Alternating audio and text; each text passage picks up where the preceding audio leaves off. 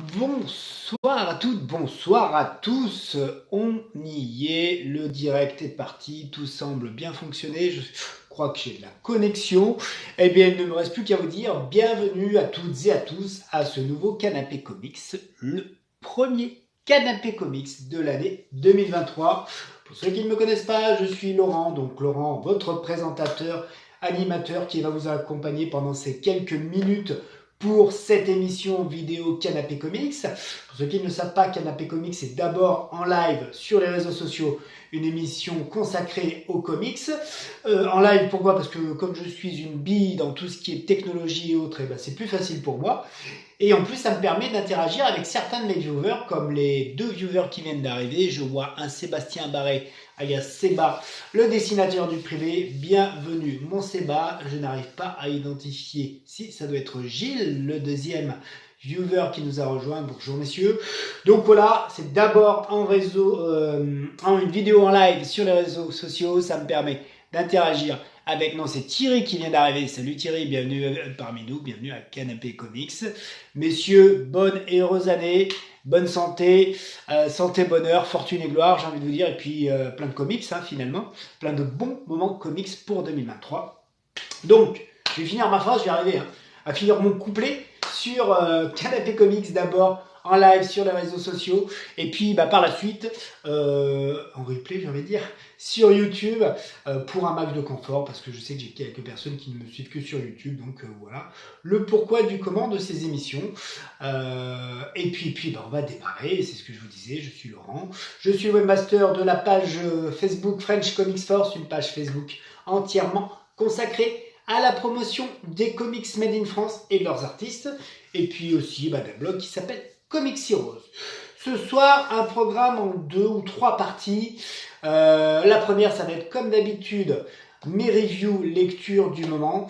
J'étais en vacances, j'ai eu l'impression de ne pas avoir lu grand chose, mais finalement j'ai lu pas mal de petites choses, et c'est surtout que je vais certainement m'attarder sur une d'entre elles en particulier. Je vois que j'ai 5 viewers qui viennent d'arriver. Bonjour à toutes et à tous, comme d'hab, n'hésitez pas à vous identifier. J'espère que les commentaires, ça va marcher via mon appli aujourd'hui Facebook réseau. Et puis on va commencer ensemble. Donc du coup, mes lectures comics dans un premier temps. Je vais revenir sur l'actu du mois de janvier, l'actu comics du mois de janvier, que moi je trouve énorme. Et encore, je ne vais parler que des comics qui sortent cette semaine, pour pas trop surcharger, je vous avouerai. Si je m'écoutais, je pense que je craquerais le sac. Salut Camille, bienvenue à Canapé Comics. Pour les gens qui ne sont pas en direct sur les réseaux sociaux, j'accueille donc là avec nous Camille de la Taverne de Lug. Camille que vous retrouvez plusieurs fois par semaine, ou en tout cas au moins une fois par semaine, sur ses émissions, sur sa chaîne YouTube qui s'appelle La Taverne de Lug, avec notamment, peut-être désormais pour un petit moment on le souhaite, une émission hebdomadaire tous les dimanches vers 18h avec plein d'intervenants. Ça peut durer 2 heures, ça peut durer même un peu plus, et ça s'appelle Bonjour chez vous. Il y a pas mal de news comics, il y a pas mal de chroniqueurs qui vont s'enchaîner, qui vont vous faire découvrir leur passion, leur coup de cœur du moment, leur coup de cœur nostalgie rétro. Moi-même, je pense que j'interviendrai sur certaines d'entre elles pour une thématique comics, tout simplement. Mais si vous êtes avec moi sur Canapé Comics, vous aurez peut-être déjà un aperçu de ce que je pourrais présenter sur les prochaines émissions, soit avec Camille dans Bonjour chez vous, soit sur un prochain crossover, puisqu'on veut aussi mettre en place avec Camille des émissions crossover pour mettre en relief peut-être dans un premier temps des créateurs made in France de comics, ou alors des Français qui sont un petit peu dans l'industrie du comics. C'est un peu notre ambition. Voilà pour ça. La deuxième partie, donc si je vous le disais, c'est l'actu des comics de janvier, parce qu'il y a pas mal de très très bonnes choses déjà rien que sur cette semaine. Pour commencer, c'est la vraie première partie, c'est l'intro. On n'oublie pas, puisque cette Canapé Comics, c'est avant tout une chaîne qui paraît sur la page Facebook French Comics Force, qui est ma page moi Facebook la plus fréquentée. Donc on parle aussi de comics made in France, d'accord? Si vous découvrez Canapé Comics, sachez qu'il y a tout un univers de comics made in France qui existe depuis plusieurs années. Alors je ne vais pas vous refaire le récapitulatif. Allez voir mes vidéos précédentes. Je pense quand même plutôt pas mal présenté les créations françaises de comics indépendantes, celles qui ne sont pas distribuées en magasin, qui sont un petit peu dans un circuit alternatif.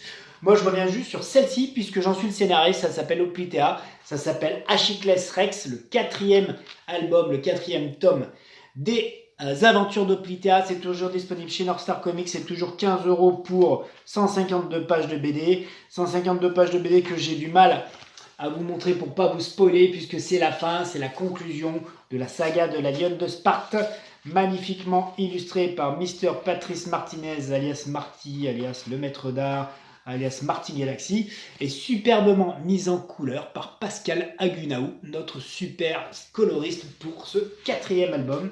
Donc pourquoi je vous en parle? Déjà pour vous dire que ça existe, que c'est disponible sur North Star Comics, et puis parce que je sais que le comic book, l'album est arrivé dans les chaumières.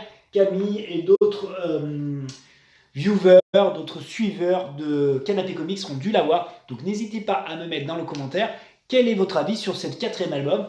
Et attention, qu'on soit bien clair, vous avez le droit de ne pas aimer Oplitea. On ne peut pas plaire à tout le monde, c'est normal. Ça fait partie du jeu. Moi, je suis toujours surpris que des gens n'osent pas dire forcément qu'ils ne l'ont pas lu, qu'ils n'ont pas eu le temps. Je pense que parfois, il y a des gens qui me parlent d'Oplitea mais qui n'ont pas vraiment lu.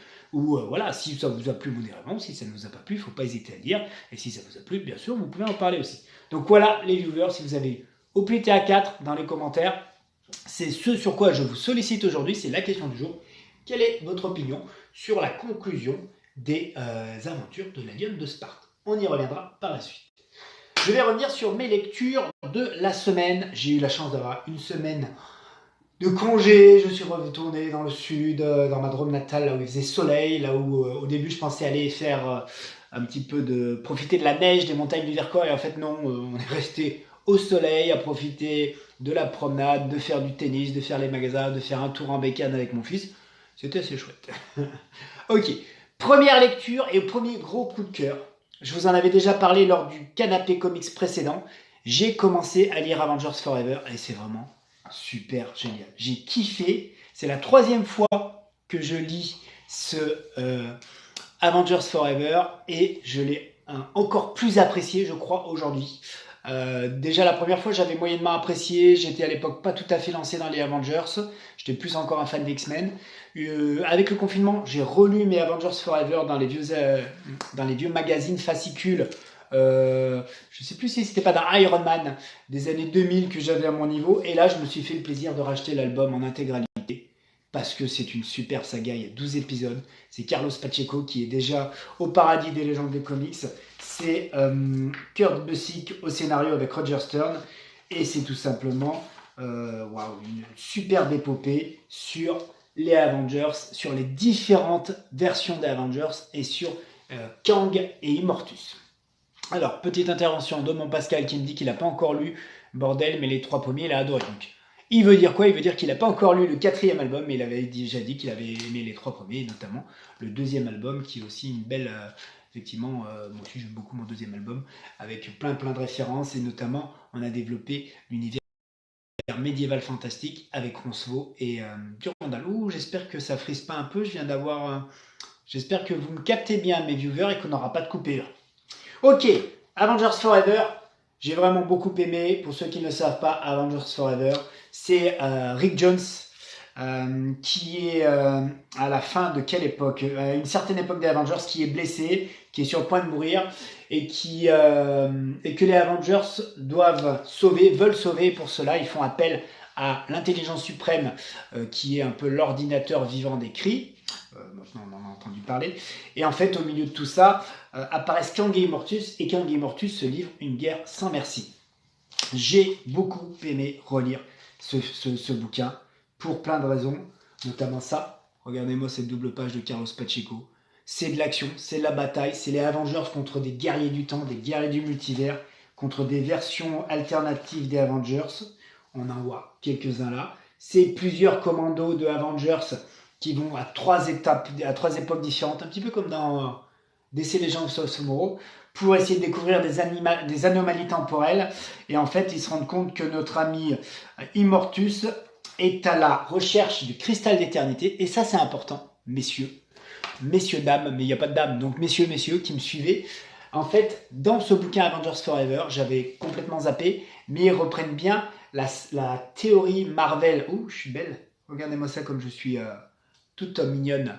Euh, la théorie des Avengers de Marvel, du Marvel Cinematic Universe, qui est que quand on retourne dans le temps, qu'on modifie quelque chose, ça crée des versions alternatives. C'est exactement la même chose. C'est exactement cette théorie-là. Sauf que Immortus, lui, cherche à vraiment changer le passé d'une ligne temporelle bien particulière. Et pour ça, il a besoin du cristal d'éternité. Le cristal d'éternité, c'est donc une sorte de machine, objet sacré, magico, technologique, temporel, créé par les gardiens du temps, qui permet réellement de changer le passé d'une ligne contemporaine. Donc ça, c'est important parce que c'est des choses qu'on verra peut-être par la suite dans les prochains films du MCU, puisque les prochains films du MCU avec cette fameuse 5, peut-être pas dès le début avec Ant-Man Quantumania, mais je pense que prochainement, avec Kang, Secret Wars, etc., on aura peut-être droit à des révélations et à cette finalement quête comment on appelle ça, au cristal de l'éternité. Peut-être qu'ils le reprendront. Le cristal de l'éternité dans Avengers Forever, c'est le seul moyen de pouvoir changer une ligne temporelle sans créer des réalités alternatives. Donc j'ai trouvé ça vachement intéressant. Bien sûr, on a les Avengers, cette équipe de Avengers un petit peu bracassée qu'on a au début, cette Avengers qu'on ne connaît pas toujours très bien, qui viennent de lignées temporelles différentes des Avengers. On les voit là. Hawkeye à une époque que moi j'ai pas connue où il faisait partie d'un cirque. Hank Pym Giant Man, mais en même temps Hank Pym pour point jaune, le frelon Yellow Jacket, le Captain America qui était complètement en dépression suite aux événements qui l'ont fait découvrir que des politiciens américains étaient au service de l'Hydra et essayaient de magouiller et de comploter. On a Genisville, un Captain Marvel, le fils de Captain Marvel qui est un Avengers du futur, ainsi que Songbird qui au début faisait partie plutôt des Thunderbolts. Là, elle est apparue comme une Avenger. Et la guêpe Janet Van Dyne, ce commando de Avengers. Et là, tout simplement pour essayer de sauver Rick Jones. Et donc, il y a une guerre qui s'enclenche entre Kang et Immortus. Et il y a aussi plein de... Comment dire? Il y a eu plein de... Je vais pas trouver mes mots, mais finalement, ce qui est intéressant aussi de lire dans toute cette saga de 12 épisodes, c'est que Carlos Pacheco et Kurt Busiek ont apporté plein de réponses à des incohérences qui étaient apparues dans plusieurs sagas des Avengers, notamment tout l'imbroglio qu'il y a au sujet de Vision, qui aurait été finalement... à un moment, il était... je vais arriver à trouver mes mots un jour. Il était indiqué qu'il était finalement... il avait été créé à partir du corps de la Torche Humaine originale. Et puis John Byrne, dans Les Vengeurs de la Côte Ouest, nous expliquait que c'était pas le cas, que le scientifique qui avait pu redécortiquer la Vision indiquait que ça n'avait rien à voir avec la Torche Humaine. Donc, on a l'explication de ce genre de choses, de pourquoi on a plusieurs... on a des contradictions, quoi, tout simplement, par des personnes qui étaient là au même moment, qui ont été là pendant toute cette histoire et qui se sont contredites, elles ne savent pas pourquoi. On a des explications et je trouve ça intéressant. On a aussi une explication du pourquoi et du comment deux entités différentes d'une même personne peuvent exister indépendamment et peuvent finalement devenir indépendantes sur une même ligne temporelle. Je vais te dire une bêtise, mais pourquoi pas un Giant Man normal et un pourpoint jaune qui réussiraient tous les deux finalement à devenir indépendants et vivre leur propre vie sans que ça ne puisse intervenir sur l'un ou l'autre. Il y a pas mal d'explications de ce style qu'on risque peut-être de retrouver dans le MCU prochainement. Ça serait plutôt pas mal. Voilà, que vous dire d'autre? Kang et Immortus, vraiment très très bien. Il s'est passé tellement de choses dans cet album que du coup j'ai du mal à me dire mais comment ça s'est terminé. Finalement on a Kang et Immortus qui s'affrontent. Ce qui est top, c'est que sur la fin vous allez avoir des versions, vous allez avoir une armée de Avengers classique, gentil, qui va affronter une armée d'Avengers corrompus. Ça c'est plutôt pas dégueu du tout. Dans ces Avengers corrompus, on les voit là, est-ce que vous les reconnaissez? Ça c'est des versions alternatives d'Avengers que j'adore. C'est les Avengers qu'on avait pu lire dans les New Warriors, dans la saga du Sphinx, quand le Sphinx avait changé la réalité et qu'on avait droit à une réalité dans laquelle les héros étaient dans une sorte d'univers égyptien. On y voit les Captain America, Iron Man version égyptienne, etc., etc. Et en fait, on va avoir toute une armée d'Avengers corrompus, pilotée, contrôlée par les gardiens du temps qui affrontent l'armée des Avengers. Enfin voilà, c'est vraiment monumental. Donc si vous ne l'avez pas lu, si vous ne l'avez jamais lu, je vous invite à lire ce bouquin. En plus, je vous invite à le lire dans cette collection qui est le must-have, parce que c'est des prix plus réduits que ce que vous trouverez ailleurs, et parce qu'en plus, on a droit à du rédactionnel à la fin, qui nous explique aussi, qui revient finalement sur les coulisses du projet, qui revient également sur les révélations qui sont faites, sur les explications qui sont données. On a même une chronologie des Avengers qui reprennent certains des événements qui nous sont présentés dans cette saga Avengers Forever. Et puis voilà, on a vraiment une explication finalement sur le pourquoi du comment, du final, de toutes les intrigues temporelles qu'on avait pu découvrir dans ce superbe album. Voilà, c'était vraiment the lecture of the vacances. J'adore. Et c'est très bien comme ça. Par la suite, je suis rentré dans le Batman Infinite bimestriel numéro 3. En fait, j'avais complètement oublié que ce Batman Infinite était sorti il y a déjà plus de 2 mois. Donc j'ai essayé de faire en sorte de le trouver rapidement. Je l'ai trouvé dans le fur et proche de chez moi. Alors au début, un peu déçu. Parce que j'ai vu que dans ce Batman Infinite, moi ce qui m'intéressait c'était du Batman Superman, je vais revenir.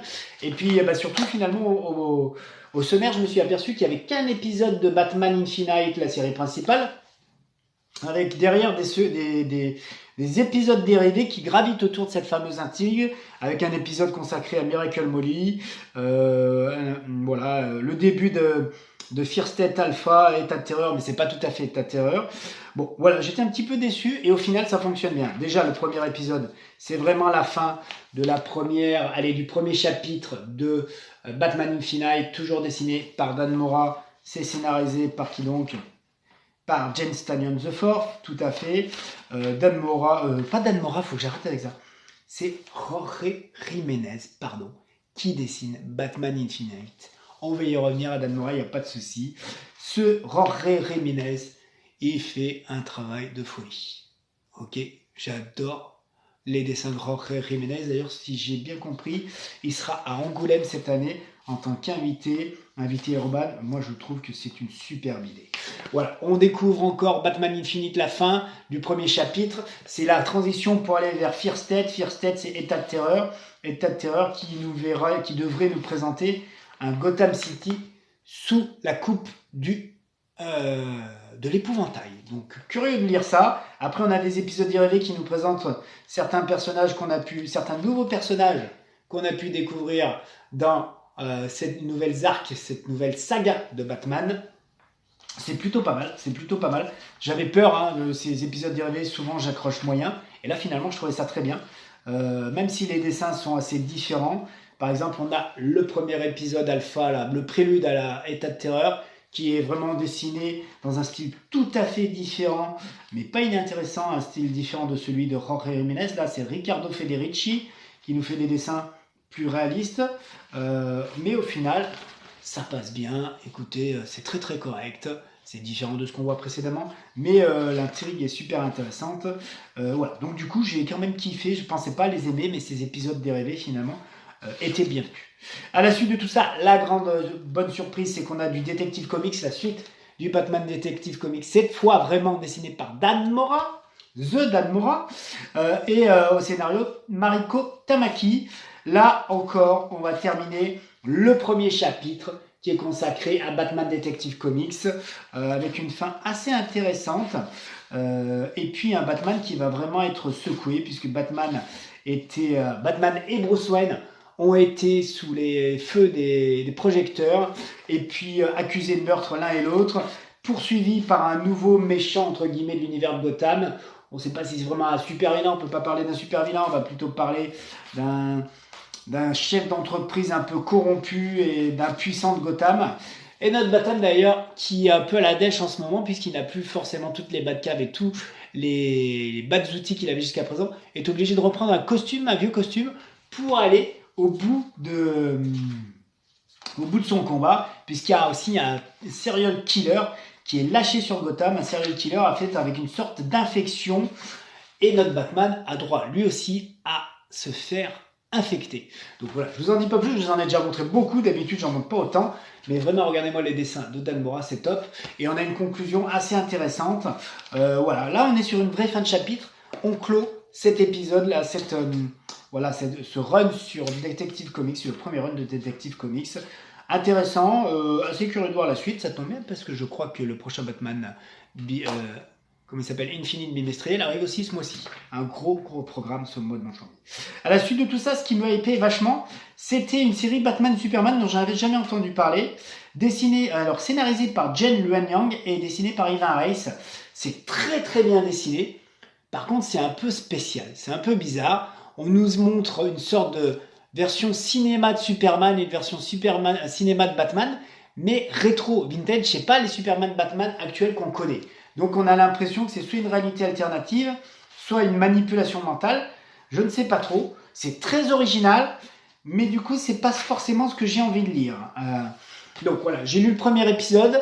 J'ai un peu du mal à aller au bout. On s'aperçoit à la fin de l'épisode finalement qu'on est dans quelque chose d'un peu particulier. On n'est pas tout à fait dans la réalité avec ce qu'on vient de lire. On voit qu'il y a quelque chose derrière tout ça. Mais, vous voyez, là, j'ai pas eu... j'ai lu 2 épisodes, en fait. J'ai réussi à lire 2 épisodes. Oui, j'ai réussi à lire 2 épisodes. Ou je sais pas si j'en ai pas sauté un. Par exemple, non, j'ai dû sauter un épisode. Donc j'ai lu que le premier épisode, donc il faut que je me force un peu à avancer. Et puis après le deuxième épisode, je pense que si j'accroche, j'irai au bout. Voilà, Batman Infinite, moi je vous le conseille, c'est toujours 16 €, c'est un petit prix, ou 12,90 €, je dis une bêtise. Ça va peut-être augmenter avec la griffe tarifaire de janvier.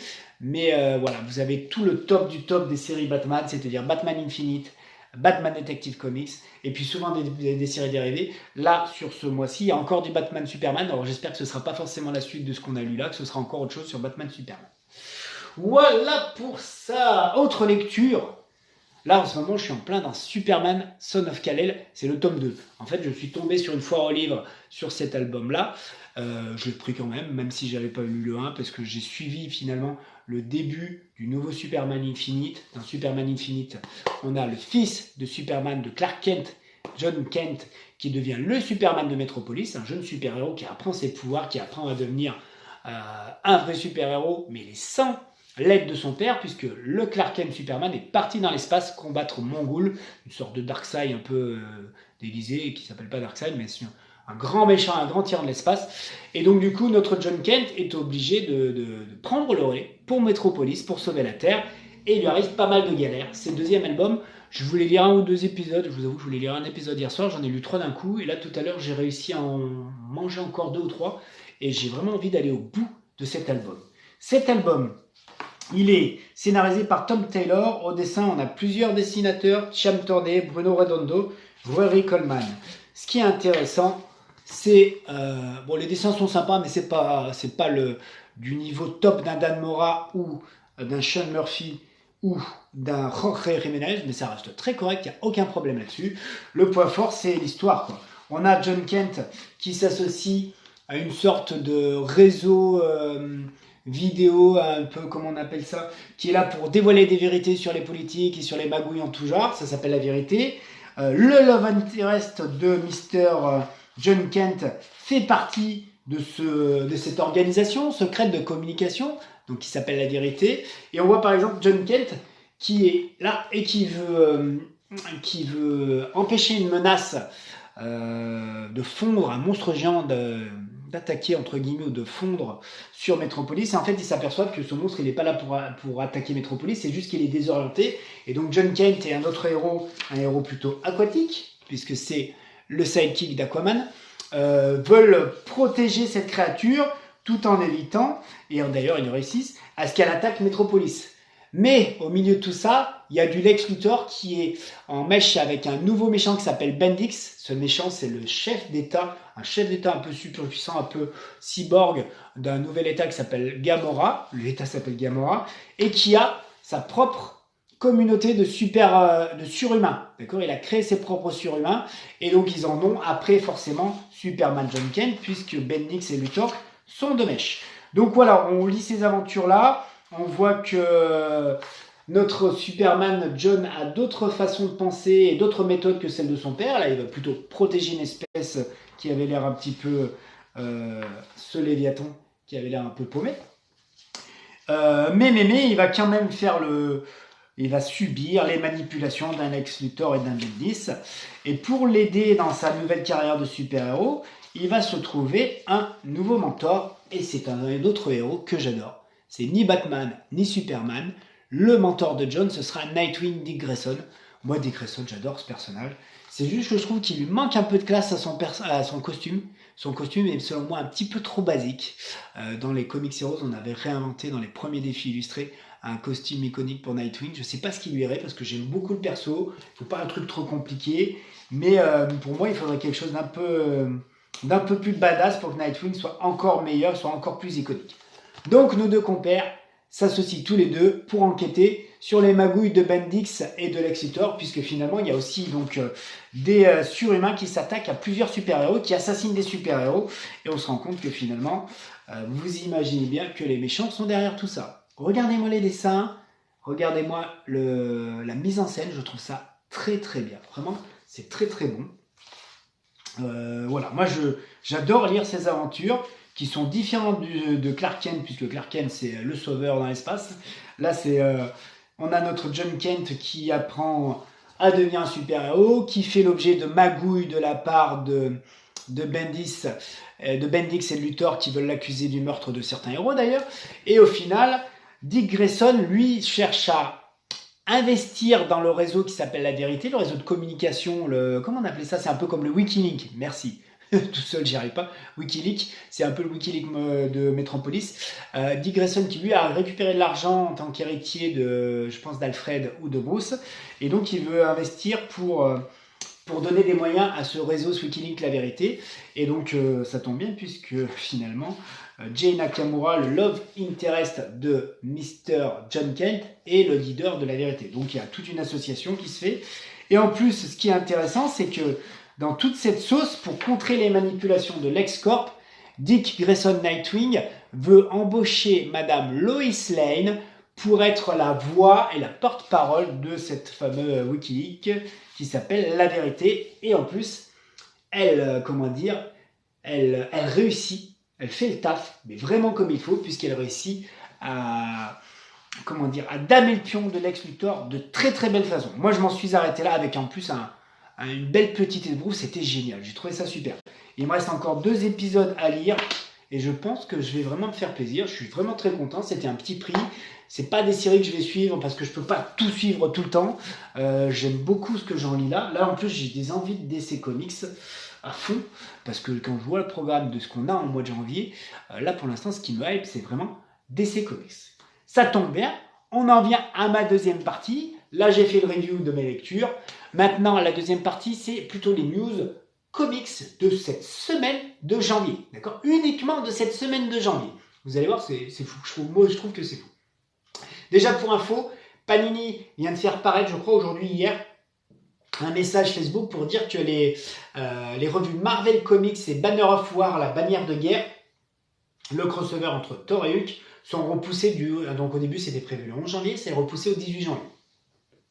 Alors quelque part, moi ça me plutôt bien, ça va peut-être me laisser le temps de rattraper mon retard de ma pile à lire, de comics en retard à lire, et puis j'ai hésité à acheter des comics, donc du coup je vais peut-être les acheter quand même.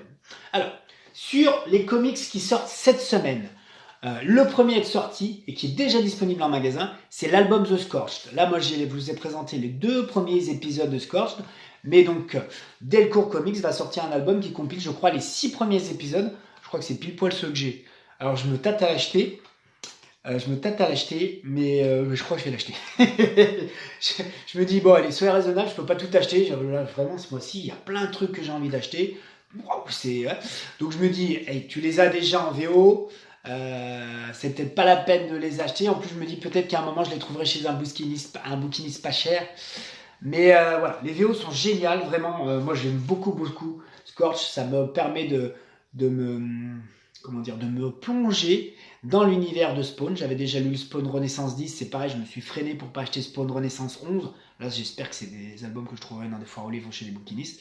Mais vraiment, The Scorched, ce qu'il y a, c'est que j'avais acheté la VO, et la VO, parfois, j'ai quand même du mal à bien tout comprendre. Ce qui me plaît dans The Scorched, si vous ne le connaissez pas, c'est qu'on est un petit peu dans la série crossover de tous les personnages Spawn, de l'univers de Spawn. Vous allez y avoir Spawn, bien sûr, il va y avoir les autres versions un petit peu alternatives de Spawn, une She-Spawn, un Medieval Spawn, un Redeemer, un Gunslinger Spawn, le Spawn Pistolero. Voilà, on risque d'avoir d'autres héros qui gravitent autour de Spawn, d'autres héros ou anti-héros.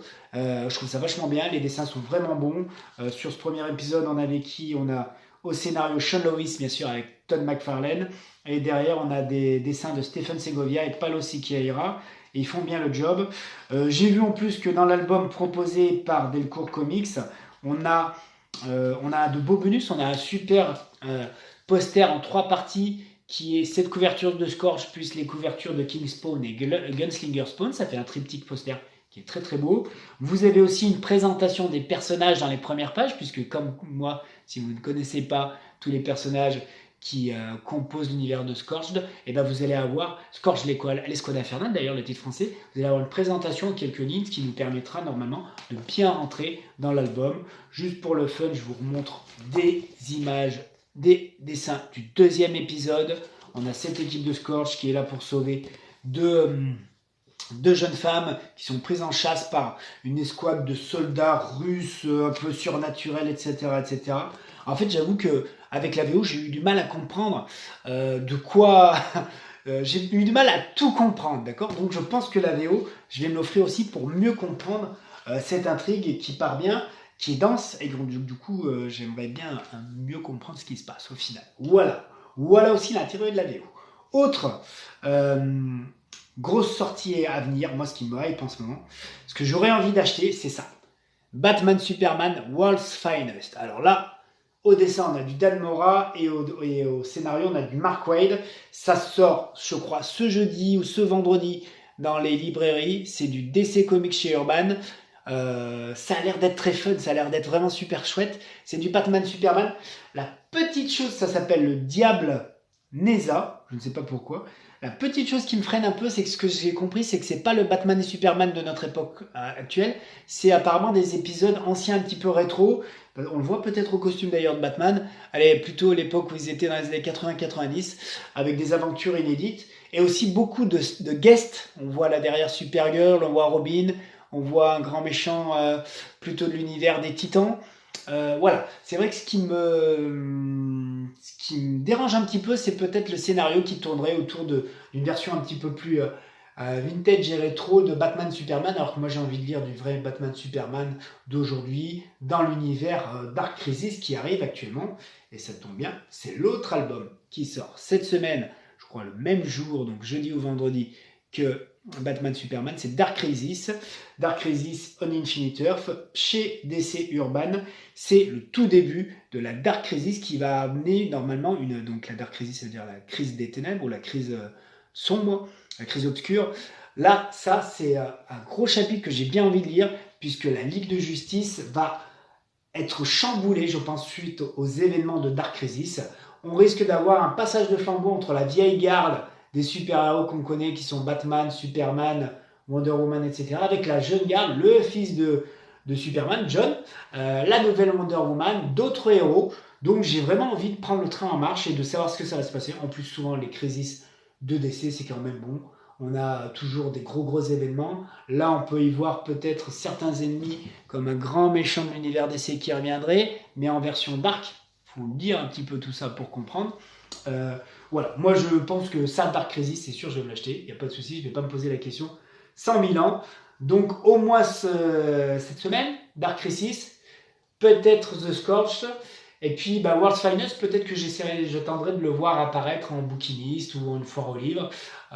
Prochainement, ce sera peut-être un petit plaisir que je me ferai plus tard dans l'année, finalement, à petit prix, si je trouve ça, avec mon copain Sébastien Barré, qui est encore là, mon Sébastien. J'espère que tu avances sur tous tes dessins et tes projets. En fait, Sébastien Barré, qui est le dessinateur du privé et puis d'autres projets en cours, allume Canapé Comics et écoute ma voix douce, mélodieuse et enchanteresse pour l'inspirer dans ses dessins. Pauvre homme.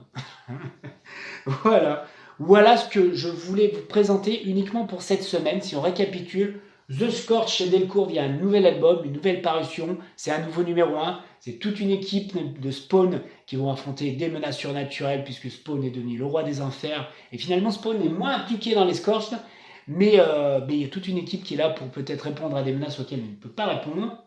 On va avoir World's Finest, du a priori très fun, très coloré, Batman et Superman avec une touche de nostalgie, plutôt années 80-90. Et dans la continuité Infinite actuelle, on démarre vers Dark Crisis, l'événement cataclysmique qui va réellement chambouler la Ligue de Justice. C'est parti dès le mois de janvier. Et ça, c'est uniquement pour cette semaine. Pour cette semaine. Prochainement, on devrait avoir Batman Infinite bimestriel numéro 4 qui devrait arriver la semaine prochaine. Voilà pour DC ce que moi j'ai repéré. Banner of War, le nouveau crossover de Hulk et Thor sur la continuité Marvel actuelle est repoussé et paraîtra le 18 janvier. Même chose pour Marvel Comics, la revue qui compile Spider-Man, Avengers, Thor, Avengers Forever, une revue que j'adore lire finalement. Ça fait plus d'1 an que je la lis et j'avoue que si je devais faire un choix, si je devais lire un truc, ça je l'arrêterais pas par exemple. En tout cas, si je devais arrêter de lire certains trucs, c'est une question que je me pose en ce moment, parce qu'on peut pas tout lire, et ben ça c'est sûr que je l'arrêterai pas. Voilà messieurs les viewers, mesdames les viewers, j'en ai terminé pour le canapé comics de cette semaine. J'espère que vous avez pu découvrir des lectures, que je vous ai donné envie de découvrir. Ah salut, Cal, tu arrives au moment où je termine mon émission. Bonne année à toi mon Cal. Et puis tu vois, tu pourras regarder le replay. J'ai parlé de Superman, le fils de Clark, pardon, le jeune Superman John, que j'aime beaucoup. Je viens de lire, je suis aux 3/4 de mon album, j'adore ce que j'en lis. J'ai parlé aussi des parutions d'essais à venir de cette semaine, Dark Crisis, tu sais peut-être déjà les nouveaux événements qui vont conduire à un vrai bouleversement de la Justice League, en plus sous fond de crisis d'essais comme j'adore, avec plein de personnages, plein de super-héros, et puis j'ai l'impression qu'on va avoir bien sûr des super-vilains qu'on connaît, mais qui seront un peu transformés avec une nouvelle menace, on va dire ça comme ça. Et si tu ne l'as pas vu, Cal, il y a un nouvel album qui sort cette semaine qui s'appelle World's Finest, c'est Batman Superman, mais plutôt un Batman Superman un peu rétro. Regarde bien le costume de Batman, c'est pas le Batman d'aujourd'hui. C'est des épisodes inédits, je pense, dans le passé, avec beaucoup de fun, avec beaucoup de guests. Ça, j'avoue que j'hésite un peu à l'acheter parce que j'adorerais l'acheter, mais je peux pas tout acheter. Voilà. Ok, pas de souci, mon Cal, tu regarderas le replay. Donc merci à toutes et à tous de m'avoir suivi pendant ces quelques dizaines de minutes. J'en ai terminé pour ce soir. Je vous dis à bientôt pour un canapé comics. Je vous invite aussi à suivre la chaîne de Camille, la Taverne de Lug, pour pouvoir profiter peut-être d'autres avis comics, d'autres comment on appelle ça, chroniqueurs, et puis d'avoir d'autres thématiques comics que la mienne. Comme d'habitude, il est temps de vous dire, messieurs, dames, à tantôt et lisez des comics.